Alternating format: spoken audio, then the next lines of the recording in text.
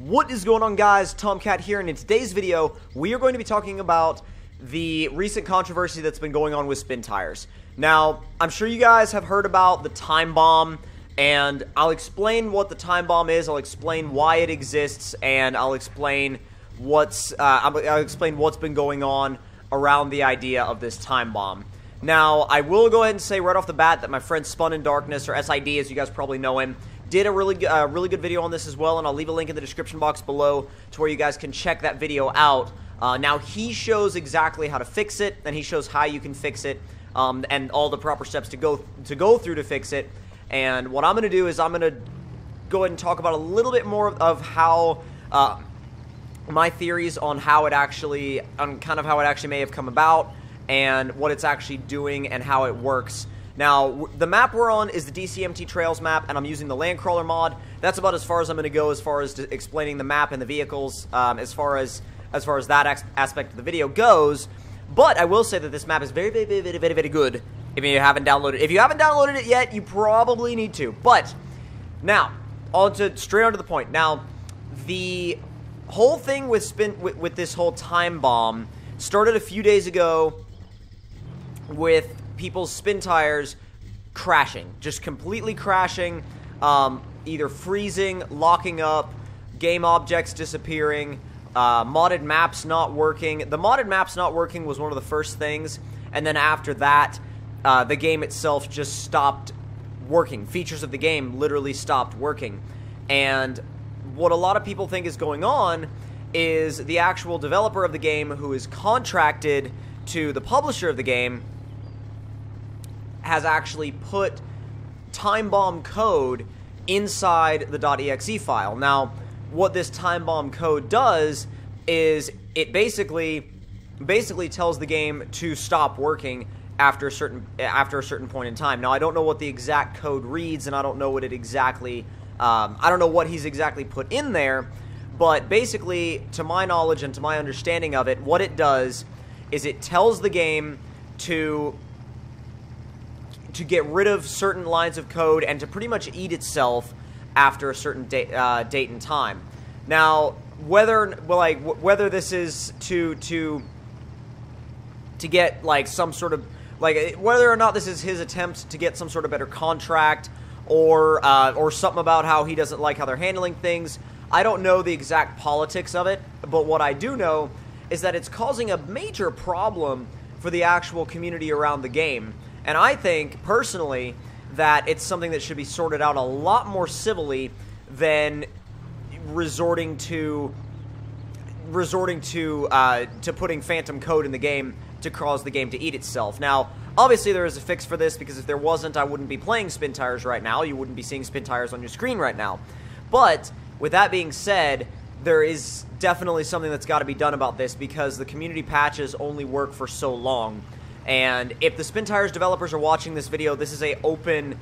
I want this video to be kind of an open discussion to those guys as well, to see if you can work something out, because the point of this game is really and truly the community. And if it wasn't for the mod community, if it wasn't for the awesome community of people surrounding this game would not be alive anymore. It really would not. YouTubers like me would have moved on from it to other games. People looking for an off-road game would have either moved on from it, or wouldn't have been able to find anything else and gone back to the games they were playing before, because they had to, because this was their only option, and continues to be the only option for a really well done off-road game that's realistic enough, moddable enough, and usable enough for a wide range of PCs, that it can be played by a wide variety of people. It can be played by pretty much anybody with a decent enough laptop. So it's not like you require some kind of supercomputer or massive gaming PC to play spin tires. And that's always been one of the biggest draws of the game, is that, like I said, you don't need a ridiculously good computer to actually play it. So I really think, like I said, that this needs to be sorted out civilly between the actual developer himself and the coder himself and the publisher, because really, like I said, there are so many people that enjoy this game on a daily basis, myself included. you guys, I have a huge base of viewers that really only watch, I know this because of the numbers, that only really like to watch Spintires, and that says a lot for how the game works and how the game, like, and the kind of people the game draws in. I have met people, I have met subscribers out on Jeep trails that said, hey, you're Tomcat, right? And like, yeah, I watch your Spintires videos. And they're out there doing the real thing, but then maybe when the weather's not right or when they don't want to go out and do the thing for real, they come here to Spintires and they go off-roading. And I think that's just, that's really special to me. And it's kind of like this cool magic that this game has, is that there really isn't anything else like it. There really isn't anything else like it out there.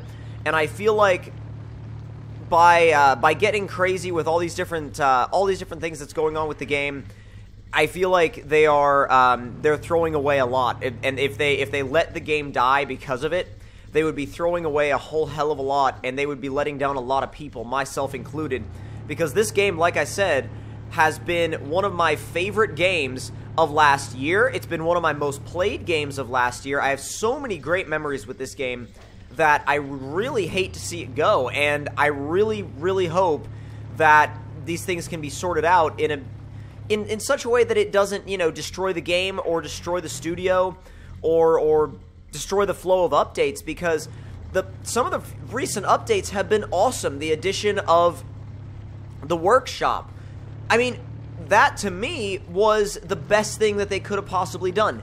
It made Vehicle Edition so easy that there is really nothing better that they could have done. The only next thing that they need to do is make it for maps. They need to make it for maps, and really and truly, maps are super easy to install as of right now. But to bring more maps to kind of the general public, add them to the Steam Workshop, and you would have people in the Steam Workshop going crazy over maps. So, really, what I'm trying to get to is the fact that this game really does need to stay alive, and it needs to stay alive past petty disputes over what the game quote-unquote should be. And like I said, I don't know the exact ins and outs of what's actually going on at the studio. I haven't seen any communications, but what I do know is that it seems very, very, it seems quite petty to me, and it seems like something that needs to be sorted, and it seems like something that could be also very easily sorted out. So, if like I said, if anybody from the studio is watching right now, please, you know, take a look through the comment section, and take a look through this comment section, and see how many people that there are there for Spintires. You know, look at the views that these Spintires videos pull in. People love this game. You know, people love this game. And like I said, I would really hate to see something like this turn into, like, allow the game to turn into something that, you know, oh yeah, I used to play Spintires, and you're like, oh yeah, you know, Spintires, that was a great game.